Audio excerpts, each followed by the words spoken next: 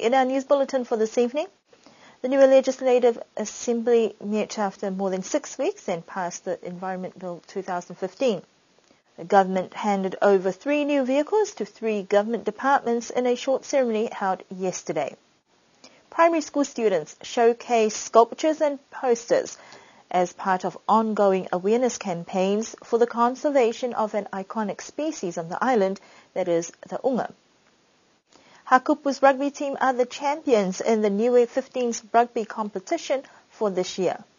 Paliasi was covered in an array of colours as the community of Alofi North hosted their village show day.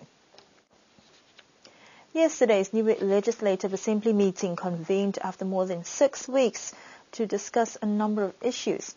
16 members of the Assembly were present for the meeting that started with the continuation of discussions for the second reading of the Environment Bill from July. There were some debates and comments from some members who were concerned that the Environment Bill was not presented with a Niuean version.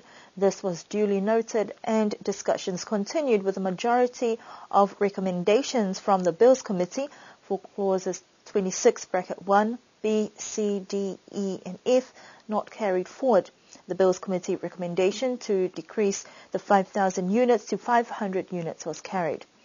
The Niue Assembly unanimously passed the Environment Bill 2015 that will help guide the protection and conservation of environmental resources on the island and will replace the Environment Act of 2003.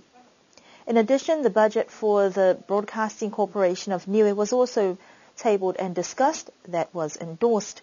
The Niue Philatelic Numismatic Company budget was also tabled but deferred until the next meeting. Members proceeded to show views regarding plans for the Constitution Flag Raising Day, and Premier Tokitalangi also presented a brief report about his recent travels and meetings that took him to 7 different countries.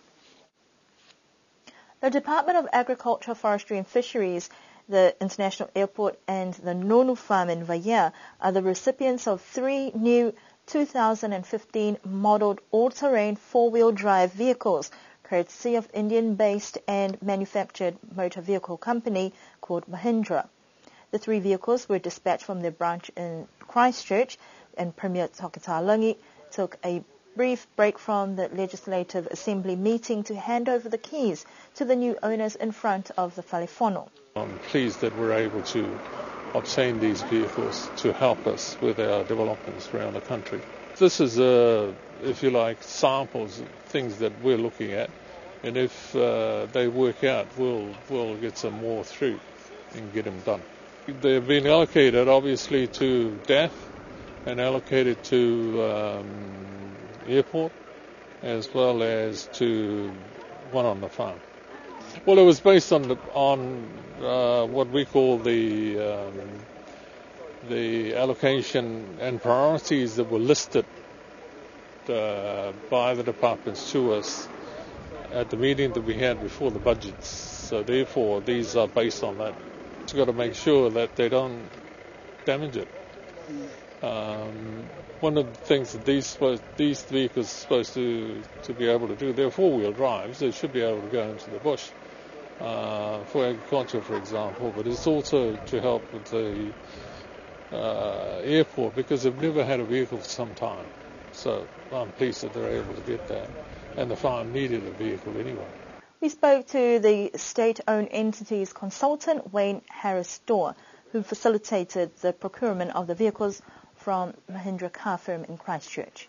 When we considered the options available to us, we thought, let's try and buy 2 or 3 vehicles, bring them into the market, and see if they meet Niue conditions. And if they met Niue conditions, maybe the government may consider buying more in the future. Lance Morrison of Morrison Cars in Christchurch is a South Island franchise owner for the Mahindra brand. He was on the island to witness the handover process and to build a relationship with the Niuean government. Niue is the first island nation in the Pacific region to have possession of the Mahindra brand vehicle. The Niue government were looking for vehicle replacements, and just really excited to be able to put a deal together with them, and I think they just tick the box for what they're supposed to be up here. Simple, easy to run, easy to service, and really reliable. So very excited about doing business and looking forward to more business opportunities in the future. This could be the beginning of a relationship of the Indian manufactured and assembled vehicles with Niue as the Mahindra company builds its global network. The 2015 modelled vehicles retail for just under 20,000 New Zealand dollars. Last Friday, Unga sculptures of all shapes and sizes were displayed at the Niue Primary School to showcase what students have spent the past few weeks to put together. This was part of the Niue Fisheries Division awareness programs within the school to teach children about the life cycle of the unga and the value of preserving this natural resource. During the assembly on Friday, Minister for Natural Resources, Honourable Billy Talangi, addressed the school and posed questions to gauge what students' understanding was about unga conservation and the recent move by government to ban the export of unga from the island. It was a lively exchange and a good indication of what they have learned over the span of 7 weeks. We spoke to Fisheries Development Officer Nadia Helangi about their campaign. We had one for the juniors from ECE to Class 3 and one for the seniors for classes 4 to 6. What we had for the juniors was we gave them 4 or 5 different pictures which were drawn by SPC staff. We gave them to them, and each syndicate had their own way of presenting those pictures. What we initially had planned for them was just the colouring of the pictures, but what they presented on Friday was far from what we expected, and it was just amazing work by the students. Okay, the primary school kids, the future of Niue. We have to rely on them in the future to maintain and continue the conserving of unga, because unga is important to our lives as Niueans. It's an iconic species. So it's traditionally and culturally, it's very important to us. And it's important that the younger generations understand the life of the unga. And I think the main reason, one of the main reasons we started with them is that we know that the kids like to share what they've learned at school with their parents, and a lot of the parents are unga hunters. So we thought that it was just the right way to go about things to start off our program. This particular part of the campaign has been focused on primary students, but the division has plans for ongoing awareness campaigns that will involve hunters and other groups on the island. We've started funding the unga competitions that are normally held during show days. We've started with Tuapa, and we will continue to fund all village show days, starting with Tuapa early in the month. So this program was designed to get data from hunters. So our funding is an incentive for hunters to present to us data like the size of the unga, the weight, and the gender of the unga. That sort of thing. Those sort of information are very important to us to continue our work in conserving the unga.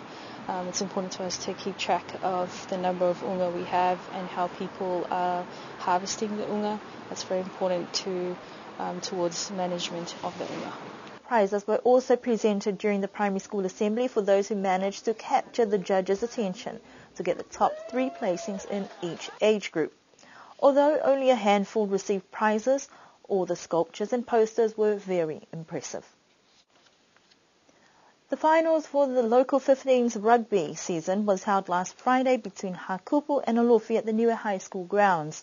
Going into the third game, both teams had a win each. According to those who were at the game, both teams played conservative rugby, right from the kick-off, Hakupu kicking away possession and Alofi running the ball at every opportunity that made for an exciting afternoon of rugby.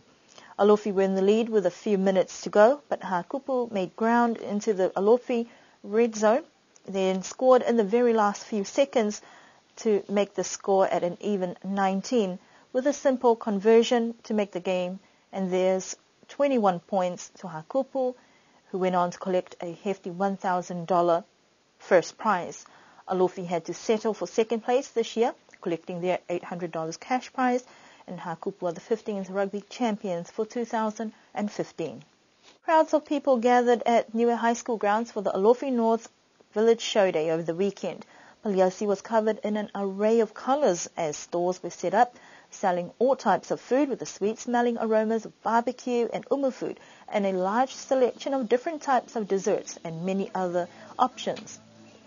The theme colour for the day was the different shades of the rainbow, which was also shown in the different colours of parios that the little children wore during their performances. And the day was also based on protecting our oceans.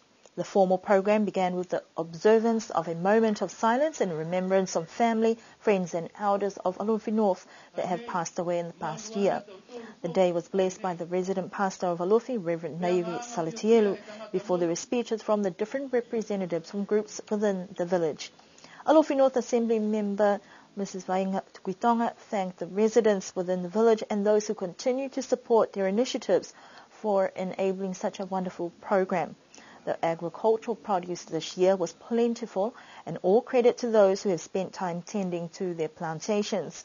Mrs. Tukuitonga put forward a plea to government officials to help ensure that the heavy machinery used to clear the plantations were maintained and scheduled to clear areas in Alofi, because many people have had to resort to the slash and burn method.